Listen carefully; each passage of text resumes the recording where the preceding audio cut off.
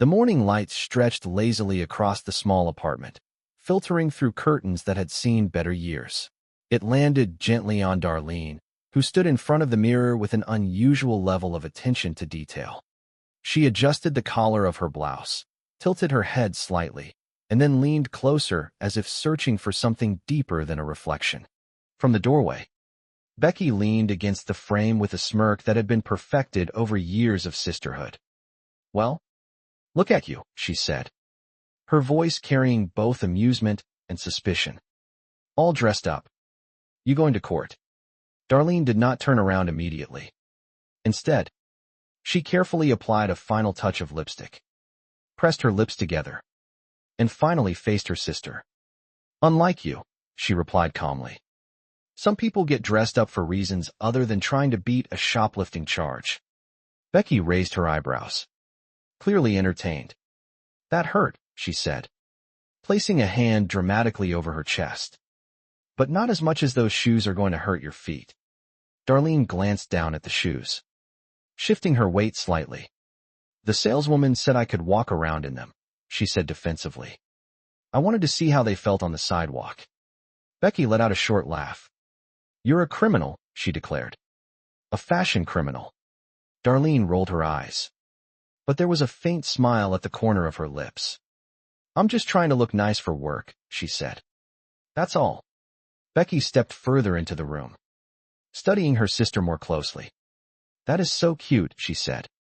"You're trying to be a girl." Darlene froze for a moment, then sighed. "This is obviously about her new boss," Becky continued, folding her arms with satisfaction.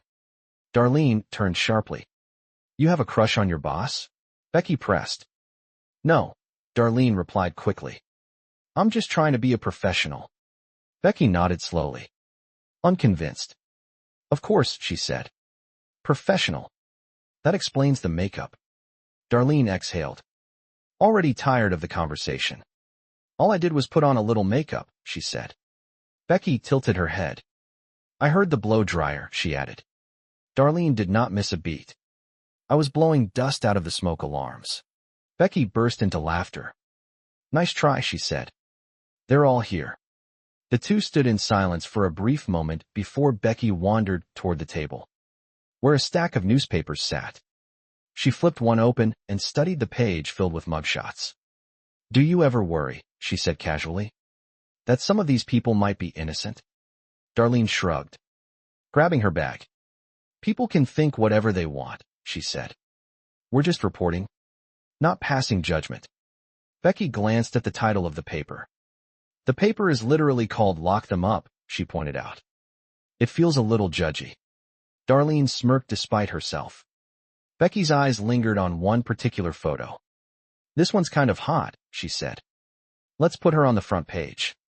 Darlene gave her a look. "Oh, so that's what you're attracted to," she said. "Blondes with most of their teeth." Becky grinned. "I think you know exactly the kind of woman I'm attracted to." There was a pause, and something unspoken hovered between them. Darlene shifted awkwardly. "What are we doing?" she asked suddenly. "I work for you. This would be complicated." Becky considered this, then nodded. "You're right," she said.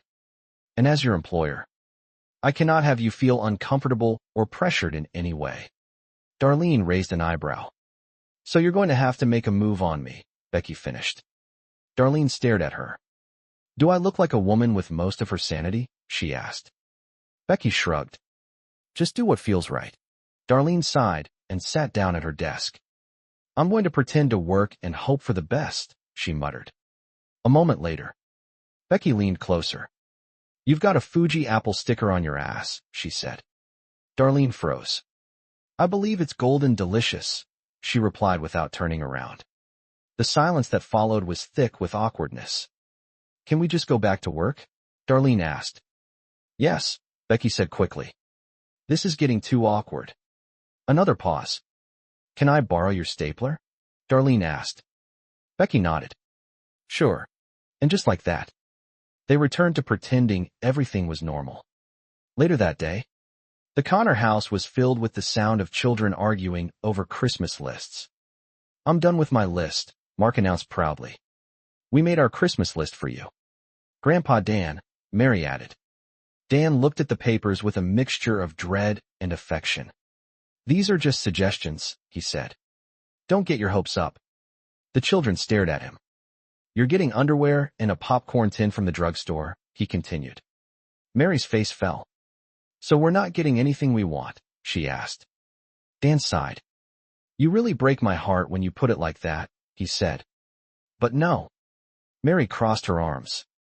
But I really want a plushy pet backpack, she insisted. It talks to you. Dan glanced at Mark. But Mark talks to you, he said. You don't want him to feel like he's being replaced. Do you? Mark looked offended. You know what won't make him feel bad, Dan added. Crayons. Mary turned dramatically. Grandpa wants to give me crayons for Christmas, she announced to the room. Jackie walked in just in time to hear it. Well, we'll call child services and let them sort it out, she said. Dan shook his head. You know, Mary, he began. Most people refer to them as Crayolas. But that's really a brand name. Like Kleenex or cellophane. Mary blinked. Crayola comes from the French word for chalk and oily, Dan continued proudly. Mary grabbed her backpack. Can we go to school now? She asked. Dan smiled.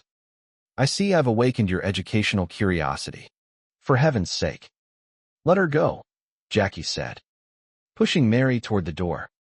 And so the day moved forward, filled with small arguments, quiet realizations, and the steady rhythm of a family that, despite everything, continued to hold itself together. Because in this house, love did not always look perfect. Sometimes it looked like sarcasm. Sometimes it sounded like complaints. Sometimes it felt like chaos. But underneath it all, it was always there. And that was enough.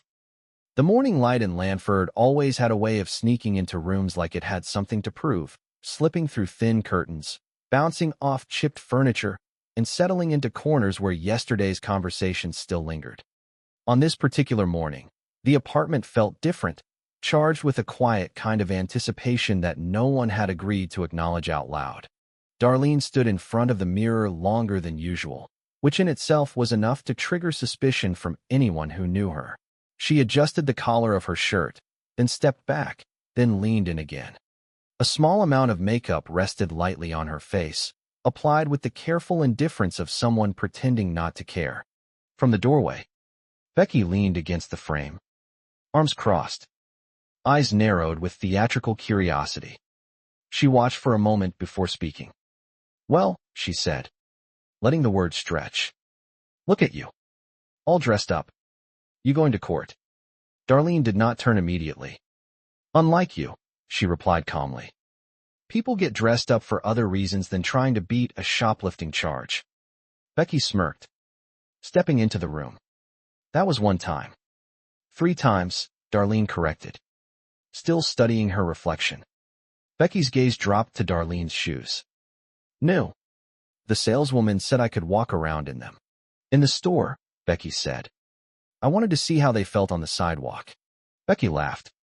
You're a criminal. I'm just trying to look nice for work, Darlene said, finally turning. That's all. There was a pause.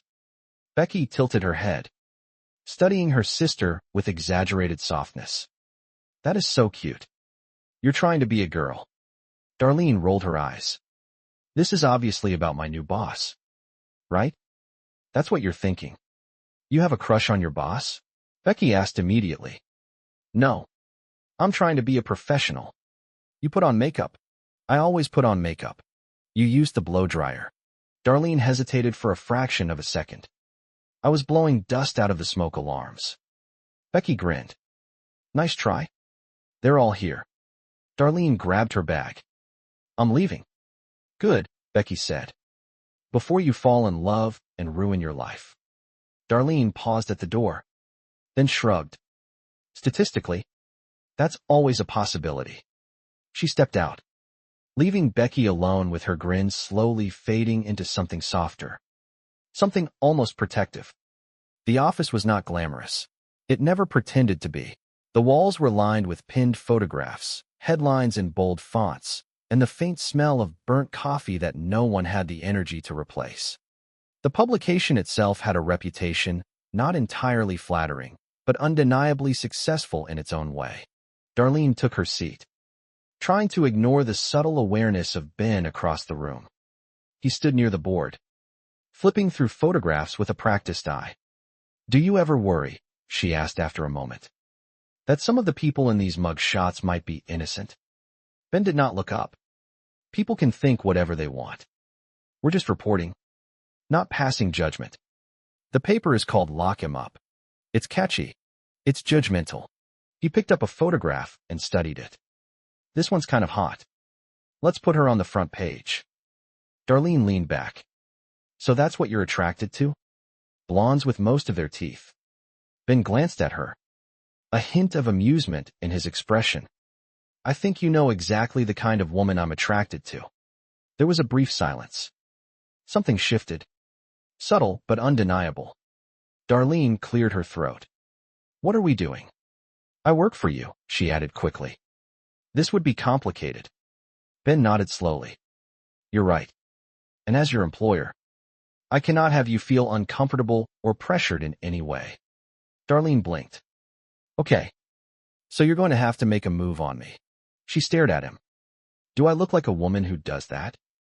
"Just do what you feel is right." Darlene turned back to her desk. "I'm going to pretend to work and hope for the best." Ben returned to his board, a small smile lingering. A moment later, he glanced back. "You've got a sticker on your—" "I know," she said quickly. "It's supposed to be there."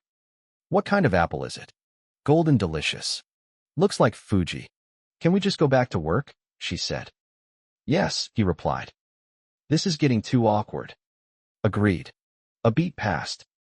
"Can I borrow your stapler?" she asked. "Sure." And just like that, the moment folded itself neatly into the ordinary. Back at the house, the energy was entirely different.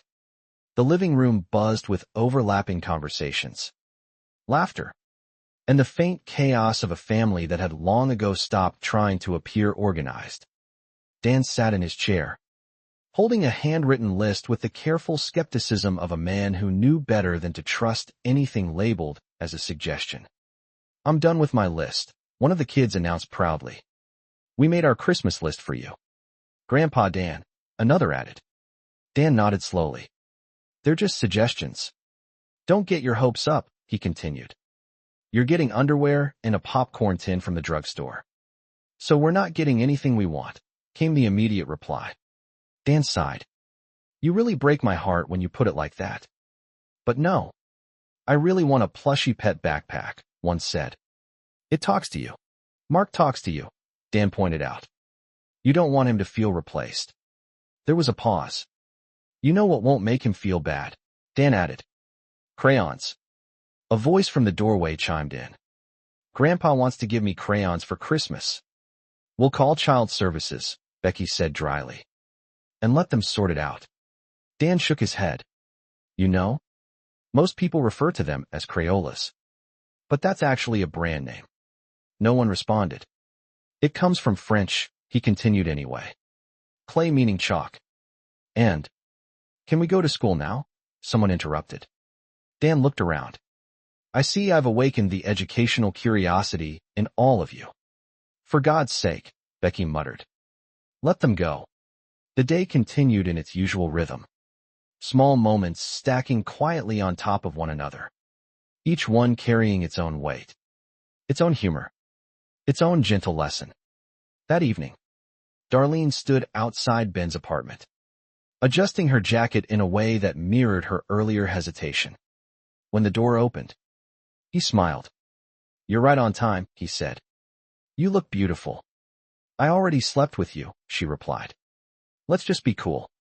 He laughed softly. "Before you come in, would you mind taking off your shoes?" She blinked. "Why?" "I read something about what you bring into your house on the bottom of your shoes." "The ground is dirty," she said. "Yes," he agreed. "But now I know that." She hesitated. "I'd rather not. It makes me feel shorter." "I'd rather you would." There it was again. That subtle friction. She slipped them off. Inside, the evening unfolded with careful effort. He cooked. She watched. They talked. They disagreed. Not loudly. Not dramatically. But enough to feel it. When she reached for the salt, he stopped her. It's better to add it at the table, he said. I just want to add a little. I asked you to stir, not season. The air shifted. Why are you fighting with me? She asked. I'm not, he replied.